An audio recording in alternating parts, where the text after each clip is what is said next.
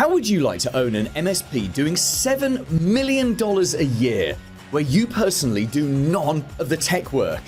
There's nothing more motivating than hearing how other MSP owners have built up their business. And in this special interview, you're about to discover how this guy grew to 450 clients, 35 staff, and $7 million revenue. What I think you'll love is his unique approach to people and how he's kept the quality of the tech work really high without having to do any of it himself. Hi, I'm Steve McNamara. I'm the CEO and founder of DTC Inc. We are an MSP here in the Maryland, DC, Northern Virginia region of the United States. We've been incorporated for a little over 25 years now and serving primarily into the healthcare and dental space, but now moving into the CMMC space as well. And that's the very short, skinny version of who we are. I love it. Thank you so much for joining us on the podcast, Steve. I think my favorite episodes of this podcast over the last 5 years or so have been when we've had real MSPs on who have shared their stories of how they did it. So you've been going, I think you said more than a quarter of the century. Correct. What was it that made you start your first business or start this business in the first place? Well, we had a 2-year-old son and my wife told me to get a bleeping job. Were you working in IT before? Part-time. I had a health food store in a rural county in Maryland, and it was failing. But I was more interested in the natural food industry and alternative healthcare than I was tech. I did tech on the side to try to pay the bills. And my wife was tired of us not having enough money to pay the bills and to eat. So that's why she told me to get a real bleeping job. I love it. Absolutely love it. And obviously 25 years on, you're still here doing tech and you haven't gone back to natural foods unless that's some kind of side hustle. So paint the scene for us. We're talking, I guess, end of the 90s, early noughties. What was the tech like then? And was it a break fix shop that you started or was it something different? Yeah, it was a break fix. I mean, I had the guy that I was doing some subcontracting work for. He did some work in the dental space for a young lady that sold dental practice management software. So we did a fair amount of dental offices, and she was leaving the industry, and that company was looking for a salesperson, and I had a background in sales from my early 20s, and that career ended due to addiction issues. So I was in recovery for addiction and didn't want to go back into the financial planning world, and the tech world was calling my name. It wasn't really where I wanted to go, but those were the doors that were opening for me. So that is ultimately where I landed. Now, I think at this point, it'd be really good to set some context of what you've achieved in the last 25 years. So that was you back then, one-man band by the sounds of it, starting out in tech, in tech, not wanting to be in tech, which is really interesting. Where are you today in terms of the size of the business, just so we can understand how far you've come on that journey? Sure. So we will pass 7 million in revenue this year, sitting at about roughly 37 employees. I don't sell anything anymore. I don't fix anything anymore. I spend most of my time now either mentoring some of the younger leaders in the company or a big part of what our growth looks like moving forward into the future. So most of my time here now is either in planning the future or developing talent and helping the younger generation find their way into the next phase of what we're doing. Okay, so here's an interesting question. You started this business because you had to rather than you really wanted to from what you've said. And yet 25 years on, you've got a substantial enterprise. And anyone who's been in business for more than 10 minutes knows that growing a business is hard. You know, it doesn't happen by accident. It's something that you really have to keep pushing to do. So was there a point at which your desire to grow the business changed, or were you just constantly trying to get yourself away from having to do the work, or what was it that led to the big growth in the business? It was never running away from the work. I come from a blue collar background, so the work part of it never really fazed me a whole lot. You know, having a young family, obviously financial independence was a big deal. My wife was in the arts, so she had a ballet school. And if there's anything about ballet schools, they know they don't make very much money. That's more of a work of pleasure than it is, of any kind of financial reward. But what started to happen is I started to find that I was enjoying the wins, what I called Santa Claus moments. And the Santa Claus moments for me was when I could walk into an office and take them from paper and chemicals to a completely digital office, and how excited they were to have made this huge quantum leap in their business. And I was really at the heart of how that was happening. And I found that I really enjoyed that part of it. And that's really what started to drive that.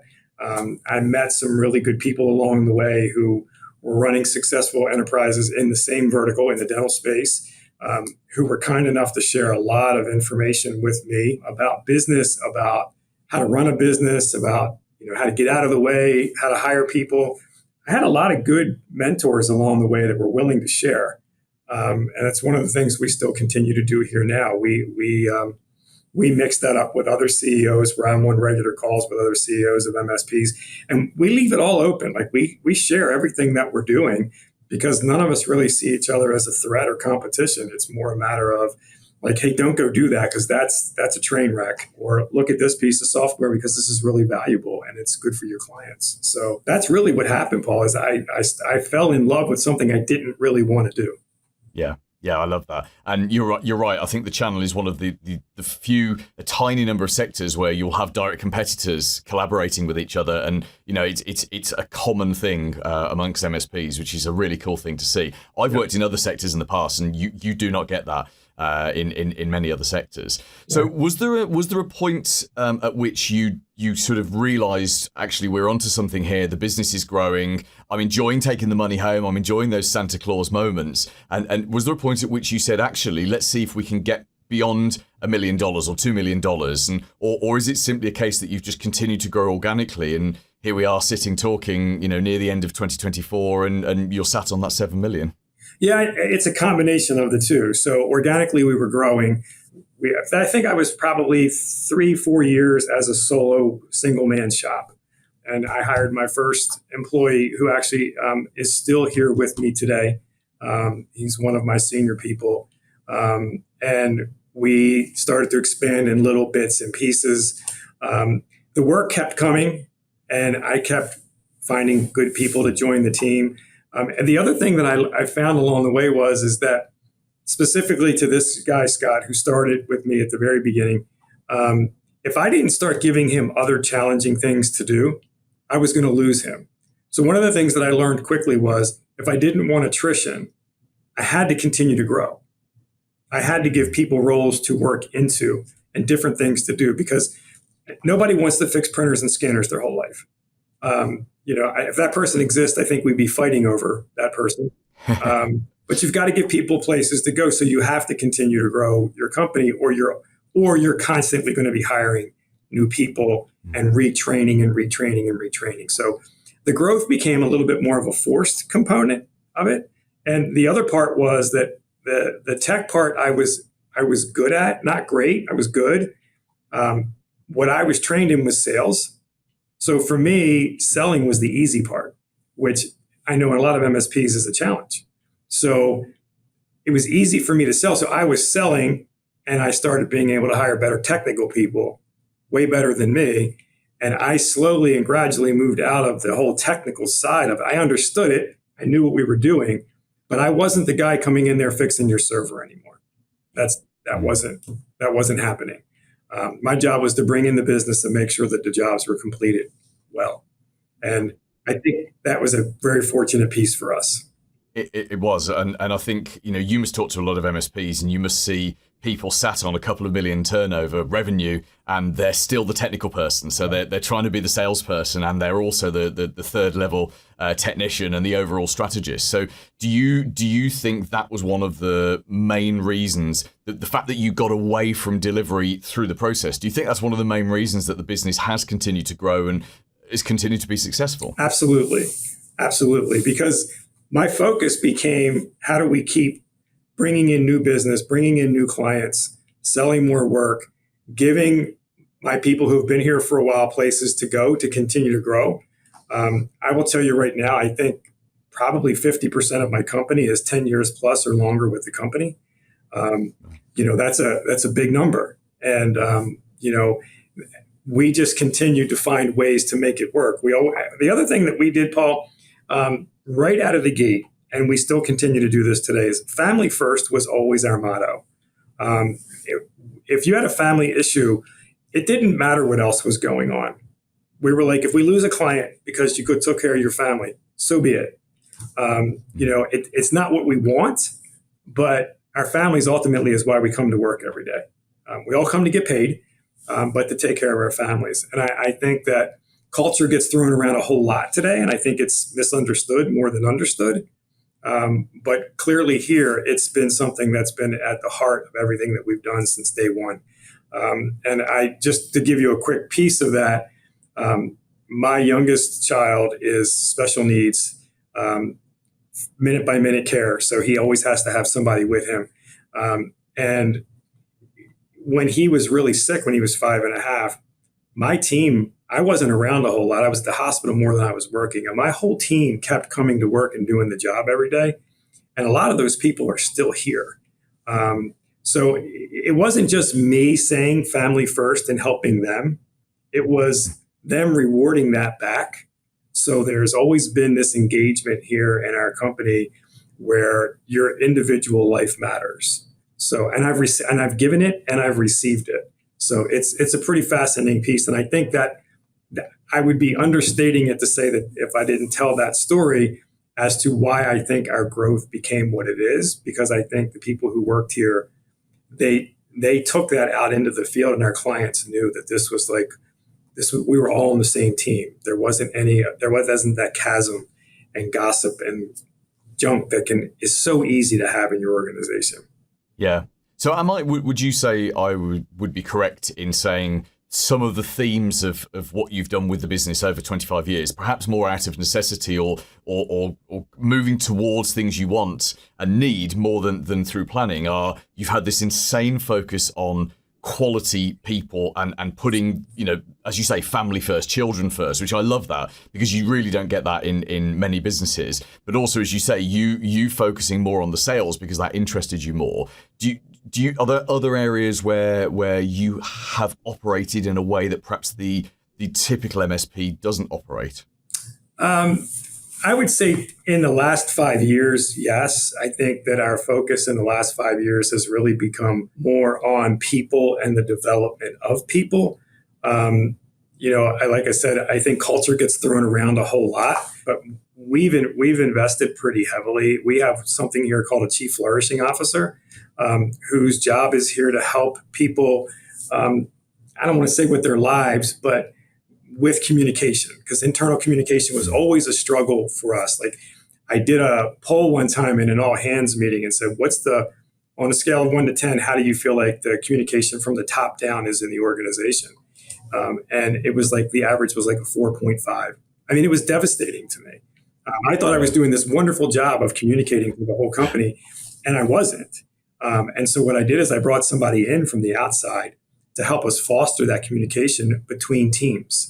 So that, I know you know Griffin here, he's in the marketing team, and he doesn't have really a lot to do with the technical team, but he's in meetings with the technical team because they all need to know each other. They all need to know what's happening, why what they're doing matters to this team and that team. And I think in the last 5 years, that's been why we've been so successful in continuing our growth. Is that we've invested in places that most businesses say, you don't spend money here, or that's BS. Empathy is a real word in our organization. I would have told you 10 years ago, you cannot run a business with kindness because people will walk all over you. What I've learned is that if you run a business with kindness and you lead with that, then you can run that business that way and people will want to work for you. It was a very fascinating thing for me coming out of my generation, where that was not how you did things, to seeing like this change in the world that happened. It's real. And we have people showing up at our door that want to work for us that are incredibly high quality people. And I'm listening to people having struggles finding good help. We're not having that problem. I consider us really fortunate So I'm going to continue running this model the way that it is because it's attracting good people to us. So Yeah. I know there's a long-winded answer, but that's... No, I think that was a fantastic answer. And what's really cool is how many people have you got in your team at the moment? It's 37, I believe, or 38, something like that. Yeah. So the way I look at this, how old are you, Steve, if you don't mind me asking? I'll be 63 in a few months. Okay. A sprightly 63. I'm only 50 myself. It's funny, isn't it? You get to a certain age, and like if you'd said to me 20 years ago 63, I'd have thought, well, that's old. And now I'm 50. Great. It doesn't feel so old, right? It just feels like a few years on.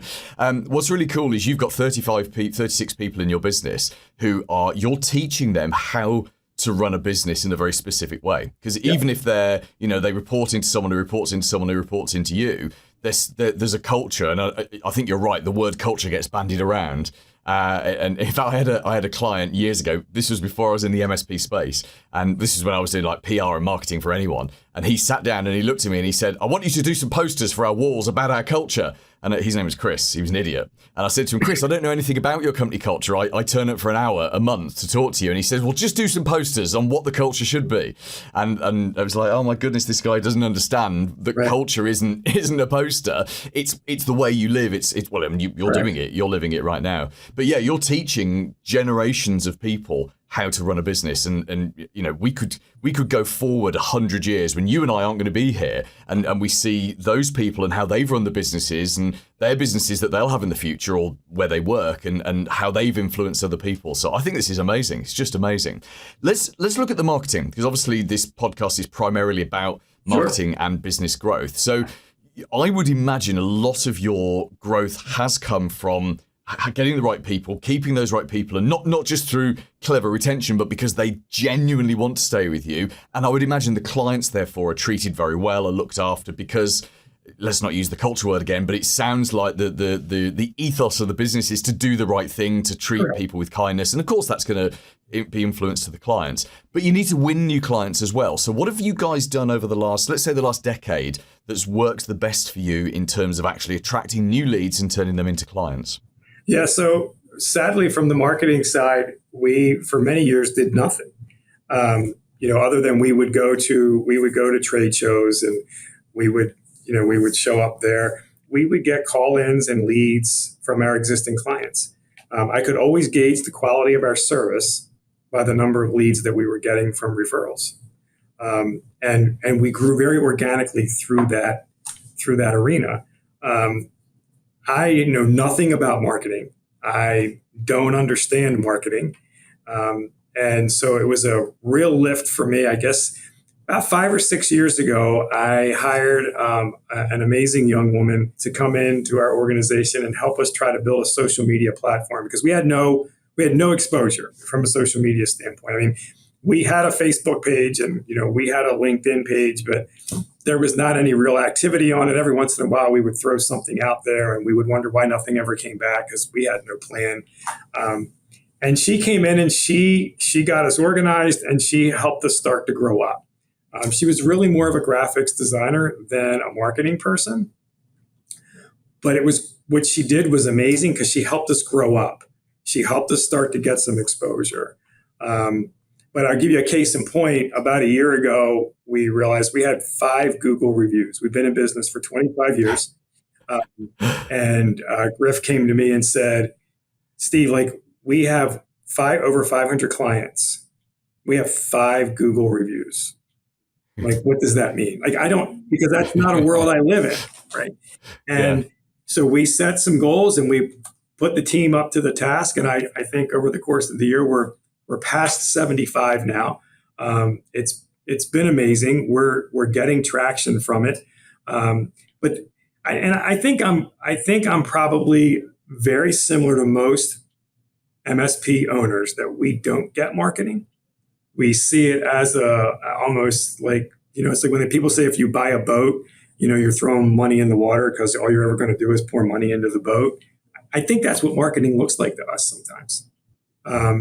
And one of my fears is I didn't want to sign on with somebody that I was going to pay $10,000 or $15,000 a month for them to give me the same thing that they're giving 50 other MSPs, and we're all throwing the same stuff up on LinkedIn and Facebook and Instagram and all the things. So I think if I had one piece there, there's two pieces I would say. One is open your mind, because my mind was not open when it came to marketing. And second, get educated. I've learned more in the last 5 years about marketing, to the point where I even read a book. I wish I could remember the name of it. You would know it. And the guy did not start out in marketing. He had a pool company. They Ask You Answer. Yes. Yes, by Marcus Sheridan, yeah. Yes. And so I read Marcus's book, and I remember saying to my wife, like, I didn't know any of it. Like, I was blind to all of this, and I wished I had done this sooner.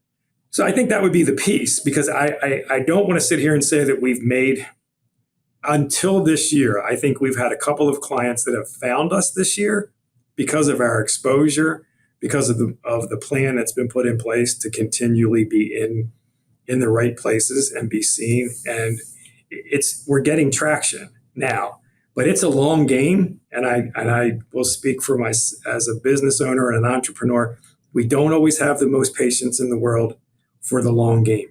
And I think it's a long game. At least that's been my experience. So I'm excited about where it's going. And again, wished we had started it sooner, but I probably not of much help to your podcast. Oh no, you'd be surprised. That's very helpful. It's very helpful. Help us get where we are, but I think it's going to take us where we're going. Yeah, absolutely. In this podcast, we talk about marketing and business growth. It's anything that you can do to get your MSP, to improve it. And already you've the way you talk about people. I don't think we've ever had an MSP on talking about their people and the way they run their business in the way that you have. And everyone has a different story, which is insane. I've got 2 points, then I'm going to ask our final subject, which is going to be about the future of the business and where you want to take it. So the first one is, you say about the long game, 100% right. The challenge for any MSP of any size is selling managed services is a very complex, difficult sale. Even if you package it up really well, even if you sell a standard solution, from the point of view of the prospect, the person who's buying from you, it's complicated to them. They don't understand technology. They know it can ruin their business and destroy things if it goes wrong. They need to know you. They need to get to like you. They need to trust you. All of this has got to happen. There's something called inertia loyalty, which prevents them from moving. They'd rather stay with an MSP that they don't like because they know them. It's that better the devil you know thing. And ultimately, your goal with all of your marketing is to get the right message in front of the right person at the right time. And that very much is the long game. So I think you're playing a great game now. It sounds like you mentioned your colleague Griffin, who's been amazing in setting up this interview. I can always judge the quality of businesses by the communication, and actually Griffin is over communicated, and that's not a bad thing. Griffin, I know you're listening in the background. He's been brilliant at giving me everything that we need for this, and I wouldn't be surprised if that's reflected in your marketing as well, which is brilliant. You mentioned Marcus Sheridan. Marcus and you may not, Steve, have heard this episode, but I think it was 2 years ago, Marcus came on to a special episode. I think it was like Christmas 2022, maybe. And it's our most listened to episode ever. And he came on and spent, I think it was like 40, 50 minutes taking They Ask You Answer and making it relevant to MSPs. Because Marcus Sheridan knows MSPs very well. So that's a good episode to listen to. And my final question for you is the future. So you said you're 63. You don't seem like the kind of guy that would retire to me, maybe do different things, but not necessarily do the same things, but do different things. But what do you have a plan? Do you have a goal? Do you want to stay with the business and keep pushing forward and enjoying yourself, or do you think the business is getting to that stage where it doesn't need Steve anymore? Yeah, so where we are with all of that is right now I work about 3.5 days a week. I have a lot of commitments with my youngest son, and that just wipes me out. I'm 35 years old between my ears, but my body reminds me that I'm 63. So I can't quite do all the things that I used to do. But our next big jaunt right now is vertically. We're going to be doing CMMC certification, and then we are going to be moving into the DoD contractor space. We just hired a COO this year that's very knowledgeable in that arena. We've just brought on a true hunter salesperson that's knowledgeable in that arena. So we're very excited about where we're going with that. Our goal is to grow by $1 million in recurring revenue a year over the next 3 years and cross that $10 million hump. And I feel like once I can get them there, then they'll be in good shape to kind of keep running with this and keep a legacy piece. My wife and I decided probably 2-3 years ago that selling the business was not where we were going, that we were going to transition it internally. We both come from, socioeconomically, we did not come from, high backgrounds. I'm more of a lower middle class, blue collar family. So this is amazing. We've had amazing success. We've had amazing experience. And we want to give people who wouldn't typically have that opportunity an opportunity to continue and have a chance to be a part owner in a business. So the goal is absolutely to transfer it internally. And I've got a really great team of people here that we think we're going to be able to do that with.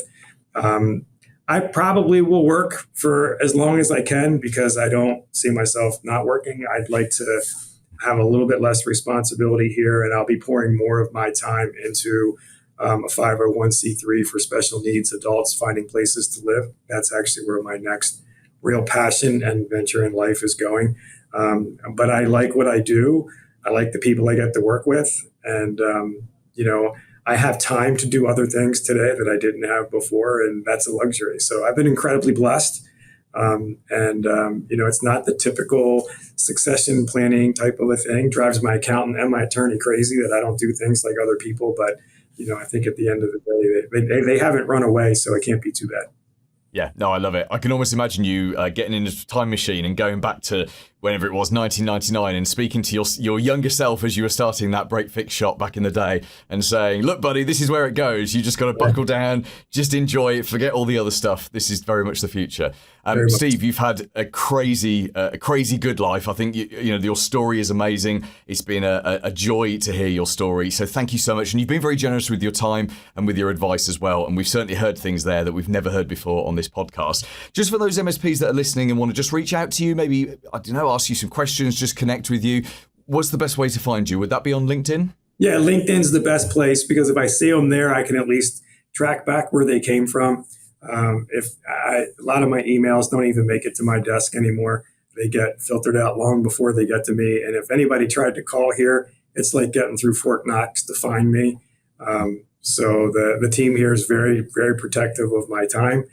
So LinkedIn's absolutely the best place to go, and then I can see who they are, and then I'm happy to chat with people from there. That's great. Thank you, Steve. So it's Steve McNamara on LinkedIn, and of course we will link to your LinkedIn and of course to your business's website on our show notes. Steve, thank you so much for joining us. You're welcome, Paul. Have a good day. Paul Green's MSP Marketing Edge.